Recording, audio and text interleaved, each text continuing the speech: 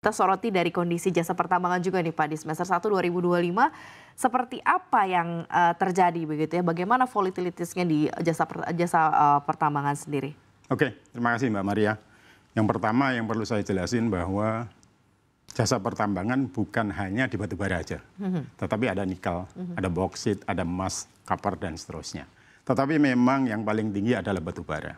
Nah, batu bara sendiri kontraktor atau jasa pertambangan itu kira-kira mengerjakan 85% dari total produksi Indonesia. Jadi angkanya signifikan.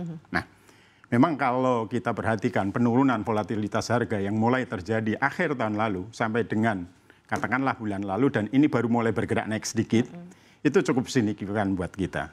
Pengaruhnya benar-benar signifikan. Bahkan mungkin untuk kontraktor pertambangan, jasa pertambangan, semester pertama ini banyak mengalami kerugian. Kalaupun ada yang untung signifikan turunnya dibandingkan profit tahun lalu. Nah, memang kerugiannya karena lebih banyak didominasi oleh menurunnya produksi tadi itu ya Pak? Ya? Ada dua sebetulnya. Yang pertama penurunan itu terjadi karena demand turun. Sehingga otomatis seluruh concession owner meminta kepada kita untuk turun produksi.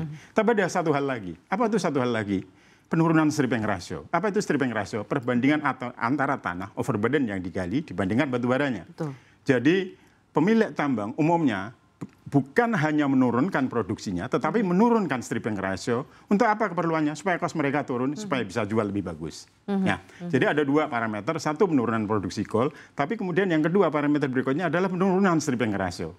Jadi pada saat harga tinggi dia akan naikkan stripping ratio agak tinggi supaya recovery-nya nanti cadangannya life of mine-nya bisa lebih panjang. Tapi mau nggak mau pada posisi sekarang dia harus nurunin produksi. Dari mana? Dari penurunan stripping ratio. Nah, itu dua-duanya berdampak kepada kita. Sudah produksinya turun, itu coal-nya dipotong lagi dengan stripping ratio turun. Jadi signifikan buat kita Mbak Maria. Kalau dilihat ini sudah terjadi dari awal tahun, artinya di sepanjang semester 1, ataukah memang kalau kita lagi lihat volatilitas harga batu baranya sendiri kan memang sudah up and down dari tahun lalu pun juga sudah terjadi volatilitas begitu. Tapi dampak yang memang signifikan ini terjadinya baru hanya di tahun ini, artinya di sepanjang semester 1. Sebetulnya mulai bergerak turun itu akhir tahun lalu. Iya. Terus bergerak terus sampai pertengahan tahun ini. Baru kita akhir Juli ini mulai bergerak sedikit, Agustus mulai bergerak sedikit. Jadi kita tahan-tahan ternyata turun terus gitu. Kalau tadi Bapak bilang dan Bapak sampaikan begitu, ini sangat berpengaruh. Satu, stripping ratio menurun, yang kedua adalah memang produksi yang turun. Seberapa besar ini efeknya juga sebagai penurunan profitabilitas khususnya untuk di jasa pertambangan? Sejauh mana Pak turunnya? Hampir semua jasa kontraktor pertambangan, jasa pertambangan itu mengalami penurunan. Nah, ada beberapa yang penurunan mulai dari 10 sampai mungkin bisa jadi 50%. Utilisasi alat. Balik lagi tergantung kepada customernya. Kalau customernya udah nggak tahan dengan harga itu, bisa jadi dia mengurangi produksi signifikan. Bahkan mungkin 1-2 customer akan nutup. Kalau nutup kan selesai.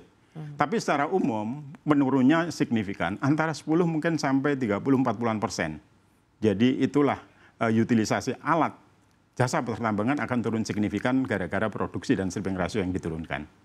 Kalau itu terlihatnya karena memang dampak impact dari batu bara, karena sebagian besar memang cukup banyak di batu bara. Untuk mineral tambang lainnya yang di luar batu bara seperti apa Pak? Relatif stabil.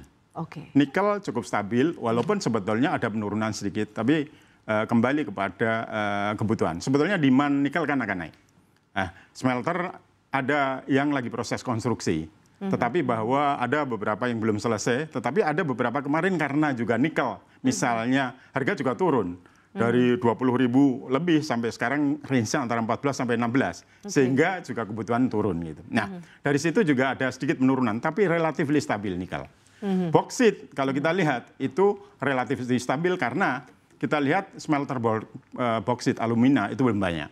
Tapi kalau ngomong gold, copper itu lebih banyak dikerjakan sendiri. Sehingga dampak terhadap kontraktor tidak terlalu besar. Gitu Mbak Maria. Kalau sekarang kita lihat di sepanjang tahun 2025 ini, berarti sepanjang semester 1, berarti jelas bahwa dari dalam artinya dari domestik pun juga sudah ada penurunan begitu ya. Nah, efek dari sentimen global sendiri seperti apa nantinya akan berefek ke batu bara dan harus diantisipasi lebih lanjut tentunya oleh jasa pertambangan sendiri. Nah ini seperti apa Pak Haris? Gini, kalau penurunan itu sebetulnya yang terbesar adalah ekspor. Kalau domestik kita lihat power plant kan masih jalan dan seterusnya. Menurut saya misalnya ada semen industri ya penurunan tetapi tidak signifikan kan. Tapi justru yang paling besar adalah ekspor. Mau nggak mau kita lakukan efisiensi.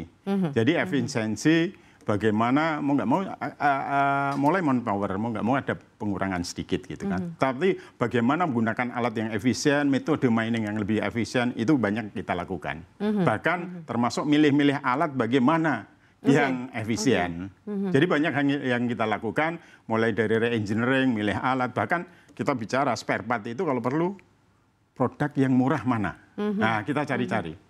Ya mungkin belakangan ada produk Cina banyak itu yang menyerbu pasar kita.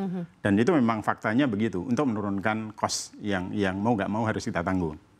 Akhirnya harus melakukan banyak perombakan begitu, adjustment, kemudian juga merubah dari sisi penggunaan utility alatnya juga ke sana ya Pak.